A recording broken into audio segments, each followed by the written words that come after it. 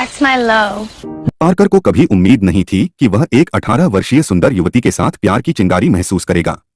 अपने नए लेखन को प्रेरणा देने के लिए वह रोजाना बगीचे में बैठता था, अपनी रचनात्मकता को फिर से जागृत करने की कोशिश करता। लेकिन अब उसकी जलती हुई लेखन भावना कहीं खो गई थी, क्योंकि उसका मन बार बार रीटा की छवि से भर जाता। एक हल्की सी छुअन भी पार्कर को अनायास मुस्कुरा देती। एक दिन जब पार्कर अपने काम में डूबा हुआ था, रीटा अचानक उसके पास आई। शायद यह उसकी मासूम उम्र का असर था। वह बिना झिझक पार्कर की गोद में बैठ गई। उसकी साफ सुथरी और मोहक मुस्कान को देखकर पार्कर के दिल में छिपी आग जैसे जाग उठी। जब क्र लिटा के पास जाने की कोशिश करता है तो उसकी माँ उसे पकड़कर ले जाती है।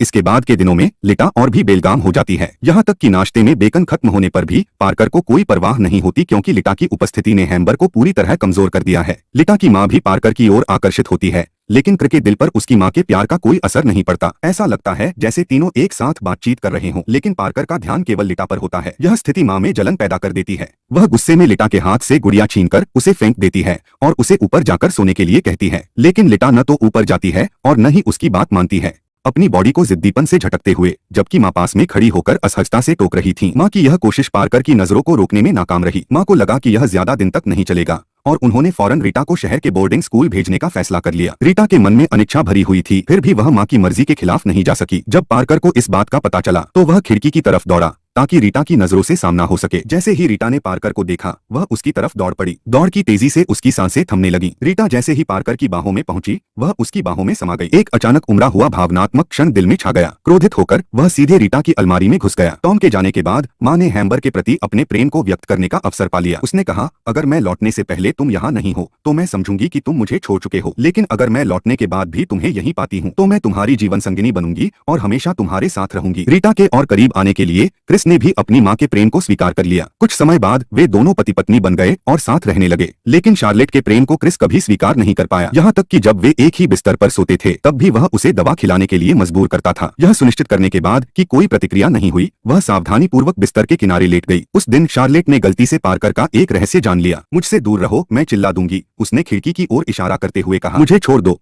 आज रात मैं यह घर छोड़ने वाली हूँ, मुझे इस घर की परवाह नहीं है।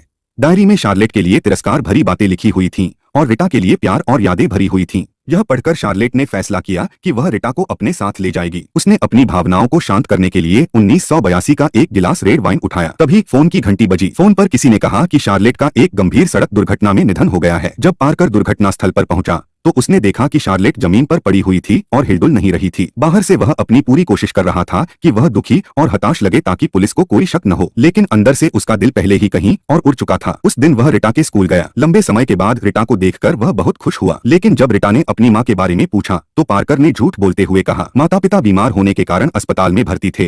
के ने प्यार से रीटा के मोजे उतारे और बताया कि उसने अलग से एक कमरा बुक किया है। रात गहरी हो चुकी थी, लेकिन पार्क को नींद नहीं आ रही थी। वह धीरे धीरे रीटा के कमरे में चला गया और देखा कि रीटा पहले ही सो चुकी थी। वह सावधानी से उसके पास लेट गया। रीटा की करवट बदलने की आवाजें सुनकर के ने भी बमुश्किल रात बिताई। अगले दिन के रीटा को अपनी माँ से मिलने नहीं ले गया। रीटा को धीरे धीरे यह एहसास हुआ कि शायद उसकी माँ के साथ कुछ गंभीर हुआ है। आखिरकार के से यह छुपा नहीं गया और उसने रीटा को बताया कि उसकी माँ का निधन हो चुका है। लंबे समय तक दुखी रहने के बाद वह पार्कर के कमरे में गई। एक गलती करने वाले बच्चे की तरह वह उसकी गोद में लेट गई। शायद इस समय केवल यही आदमी रीटा की दुनिया में थोड़ी सी गर्माहट ला सकता था। रीटा को सुकून देने के लिए पार्कर ने फैसला किया कि वह उसे दुनिया की सैर पर ले जाएगा। इस खुशहाल यात्रा के दौरान रीटा अपनी माँ के निधन के दर्द को लगभग भूलने लगी। वह प्यारी लड़की अक्सर पार्कर के साथ मस्ती करती और पार्कर कभी नाराज नहीं होता। वह उसके प्रति एक पिता की तरह स्नेह दिखाता। इस तरह हंसी और खुशी के माहौल में वे एक के बाद एक शहर घूमते गए। समय के साथ रीटा ने स्पष्ट रूप से थकावट और उदासीनता महसूस की। वह हर दिन के साथ बंधी रहने से तंग आ गई थी, जैसे वह एक पिंजरे में बंद पक्षी हो जिसके पास कोई स्वतंत्रता नहीं थी। क्रू ने भी लीटा के दुख को महसूस किया और उसने लीटा के लिए एक स्कूल खोजने में मदद की, लेकिन क्रू यह नहीं जानती थी कि पिंजरे में बंद पक्षी को एक बार आजादी मिल जाए तो वह वापस नहीं लौटता। जब लीटा को पता चला कि वह स्कूल जा सकती है तो वह बहुत खुश हुई। स्कूल में उसने एक नाटक मंडली के एक आकर्षक वरिष्ठ से मुलाकात की। उसे कुछ गलत महसूस होने लगा और उसका नियंत्रण बढ़ता गया। उसने स्कूल के प्रधानाचार्य से मुलाकात की और लीटा को स्कूल से निकालने की बात की। जब लीटा को इस बारे में पता चला तो दोनों के बीच जोरदार बहस हो गई। पहले मुझे मारो, मैं जैसे तुमने मेरी माँ को मारा। हाथ, मैं तुम्हें कहता हूँ कि मुझे मारो।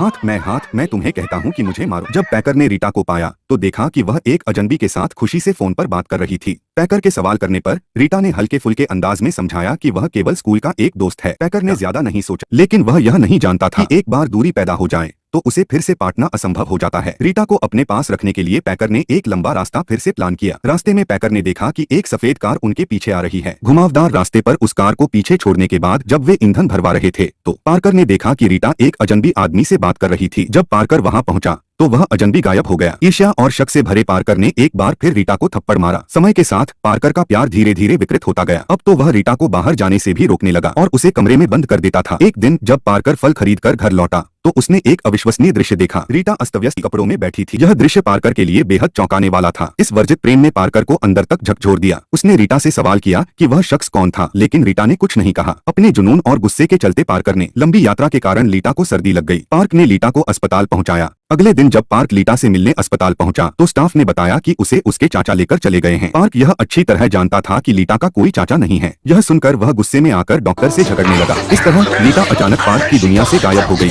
अगले कुछ महीनों तक पार्क ने उसे ढूंढने की हर संभव कोशिश की, लेकिन रीटा का कोई पता नहीं चला। समय बीतता गया और 3 साल गुजर गए। पार्क अब भी रीटा को खोने के दर्द में डूबा हुआ था। फिर एक दिन पार्क को रीटा की तरफ से एक पत्र मिला। पत्र में लिखा था कि वह अब शादीशुदा है, लेकिन उसकी जिंदगी बहुत कठिनाई में गुजर रही है। उसने पार्क से कुछ पैसे भेजने की गुजारिश की। 3 साल बाद जब पार्क ने दोबारा रीटा को देखा तो वह पहले की तरह नहीं दिख रही थी। उसके चेहरे पर पहले जैसी रौनक नहीं थी, बल्कि समय और संघर्ष के निशान साफ झलक रहे थे। क्लर से पूछा गया कि उसने पहले क्यों छोड़ दिया। उसने कहा कि वह उस समय बहुत युवा थी और उसने सोचा था कि उसे अपनी जिंदगी के लिए सही साथी मिल गया है, लेकिन अंत में उसने पाया कि वह व्यक्ति एक लड़कियों के साथ खेल करने वाला पागल था। इससे वह भाग गई और अपने वर्तमान पति से शादी कर ली। लेकिन नाउम्मीद पार्कर ने लीटा से उसके साथ चलने की भीख मांगी। लीटा ने पूछा कि अगर वह उसके साथ वापस नहीं गई तो क्या उसे पैसे नहीं मिलेंगे। इस पर पार्कर ने सीधे अपनी सारी जमा पूंजी उठा ली। लीटा हमेशा की तरह इस स्थिति से बचने की कोशिश कर रही थी। क्लर यह अच्छी तरह समझ गया कि वह किसी ऐसे व्यक्ति को रोक नहीं सकता जो हमेशा अपनी दुनिया में रहता है। इस समय वह केवल जल्द से जल्द वहां से निकलना चाहती थी। वह लड़की जो अब फिर से पहले जैसी चुलबुली और प्यारी बन गई थी। उसने तय किया कि वह लीटा के लिए कुछ करेगी। इसके बाद उसने उस दरिंदे को ढूंढ निकाला जिसने उस लड़की के साथ खिलवाड़ किया था और उसे गोली मार दी। फिर वह अपनी पुरानी कार में बिना किसी मंजिल के सड़क पर चलने लगी, जब तक कि उसने अपनी गाड़ी लीटा के जन्मस्थान के छोटे से कस्बे के ऊपर रोक दी, वहीं जहां उसका प्यार शुरू हुआ था। क्लेयर का दिल पूरी तरह टूट चुका था। वह इस बात से उदास नहीं थी कि लीटा अब उसके साथ नहीं थी, बल्कि इस बात से कि अब इन हंसी खुशी के पलों में लीटा की आवाज नहीं थी। सच्चे प्यार में सम्मान और समझ जरूरी है, न कि अधिकार और नियंत्रण। जब प्यार एक बंधन बन जाता है तो वह अपनी असली खो देता है। इसके बाद सिर्फ दुख और पछतावा रह जाता है।